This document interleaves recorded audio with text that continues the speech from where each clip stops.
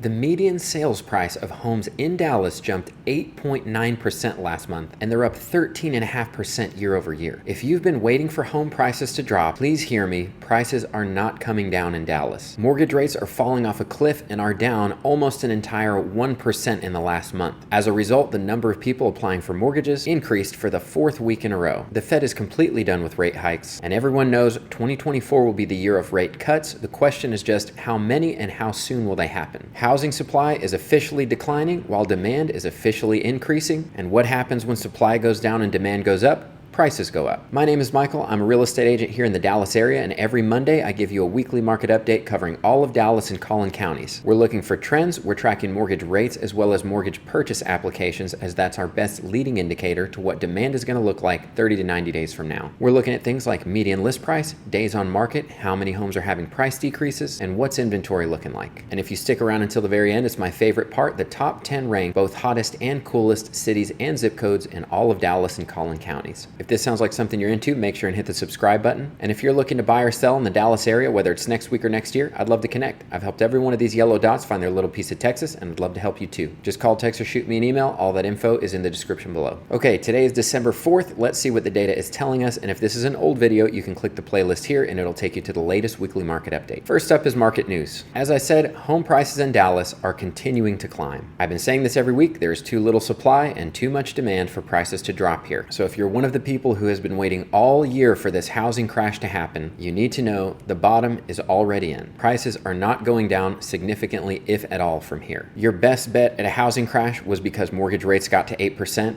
And that didn't do it. Now that ship has sailed and demand is going to return into the market. So if you were waiting for that and you missed it, your best bet is going to be to buy a home between now and January where demand is at least seasonally at its lowest. Because if you wait until rates drop or demand comes in seasonally closer to the spring market, you probably won't be able to buy here in Dallas anymore. However, there's still plenty of opportunity in the suburbs. For now, I need you to hear me that the opportunities that exist right now in the suburbs can also go away very quickly if rates continue to drop. You remember 2021? There's no reason that same multiple offer housing environment can't come right back. Speaking of suburbs, the median home sold price in Collin County is actually down 4% year over year, so very different from Dallas. And the builders there are still giving a ton of incentives, especially if you can close by the end of this year, like really big discounts and incentives. So if you can close within the next 27 days, call me right now because there is a lot of opportunity with new construction in Collin County. But something else you need to consider in all of this, the stats for this month, so you see that Dallas had a huge jump up, but all of these closings that caused this big price jump actually contracted the previous month when rates were as high as 8%. So in a month where mortgage rates were up to 8%, there was enough demand relative to supply to drive prices up 8.9% in Dallas. So can you imagine what last month would have looked like if we had the near 7% rates we do today? Prices would have gone up even further. And this also applies to Collin County. What you've seen is a 4% decline year over year, but last month was the lowest demand that we've had in this whole thing. So what do you think is going to happen now that rates are closer to 7%?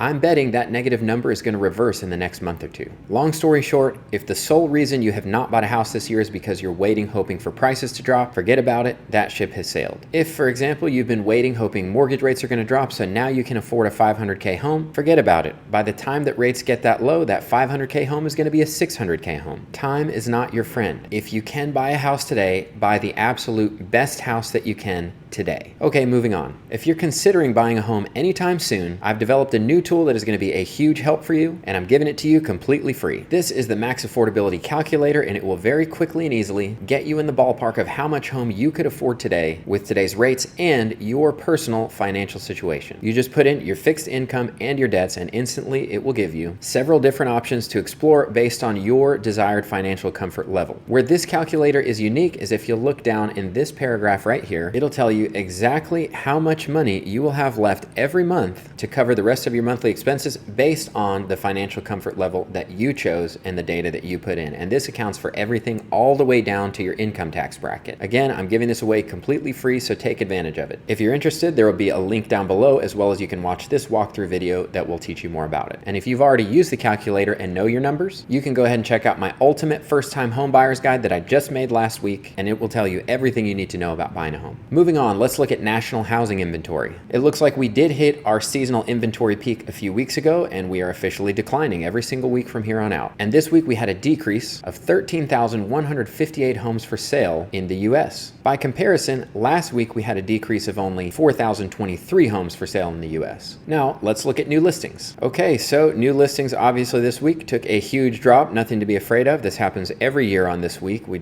covered that last week. But basically, the number of homes that listed last week are right on par with 2022 levels. So nothing to be afraid of, even though there was a huge drop. Next week, we should see a big increase, but then from there until the end of the year, you're going to see less and less new homes coming onto the market. And the last thing we look at nationally is the percentage of homes having price decreases. All you need to see here is that we're having less price decreases than last year, and actually pretty consistently, looking at the national chart, we've been at 39% of homes having price decreases. This is down from 43% last year.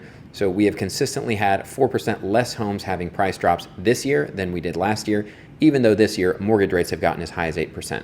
So again, none of this is pointing to a housing crash or even prices coming down. And we'll look at this same data, but in our local markets here in a little bit. Okay, moving on to mortgage rates. We started out at a 7.32 and we dropped all the way to a 7.09. That's what you see reflected here. And we always want to start the week by looking at the 10-year chart to see if we can get a sense of where we may be headed. Okay, so right down here where we closed at the end of last week, this is how we got the 7.09. So we're starting out this week a little higher. We're definitely going to want to watch this through the end of the day. I've actually been watching through the morning, and just a minute ago, it was just about to turn negative, and now it's coming up again. So this is not uncommon when you have a huge negative day, the next day to have a small positive day before continuing down. So nothing unusual here, but expect that if it does close higher, then we'll be a little above the 7.09 that we got last week. This makes 31 consecutive weeks with rates around or above 7%. I say this number every week because it's important to understand for well over half of the year, we've been around this 7% number, so most buyers in the market right now have never seen anything even close to or certainly not below a 7%. Now regarding mortgage purchase applications, we actually saw another 5% increase in the number of people applying for mortgages this week, which of course we see as a 5% increase in demand. This makes for a total of 22 positive, 23 negative, and 1 completely neutral print so far this year regarding mortgage purchase applications. Now we're going to run through the MLS data. Now remember, last week's data was reflecting the Thanksgiving holiday, so the data is going to seem very skewed this week, so just keep that in mind. Looking at Dallas County, we had 286 closed sales. That's 124 more than last week. 225 homes went under contract. That's 45 more than last week. 422 homes listed. That's 187 more than last week. 80 of the homes that closed were immediate sales, meaning they contracted within the first week. That's 45 more than the previous week. And in total, there are 1,763 homes either under contract or in pending status. That's 73 less than the previous week. Moving on to Collin County, we had 231 closed sales. That's 88 more than last week. 116 went under contract. That's 1 less than last week. 261 new listings. That's 123 more than last week. Of the homes that sold, 43 were immediate sales. That's 4 more than last week. In total, there are 1,363 homes either under contract or in pending status. That's 66 less than last week. Okay, let's move on to the local housing data. All right, if you've seen my videos, you know that what I use is the Market Action Index. It takes all of this data into account, puts it into one easy to read graphic with a number. Anything a 30 or below, we're in a buyer's market. Above a 30, we're just asking how much of a seller's market are we in. So looking at the data, this is very interesting because you'll remember closed sales price for the last month went up significantly, yet the median list price is dropping here in Dallas County. It's down from $419,900 last week to $415,000 this week.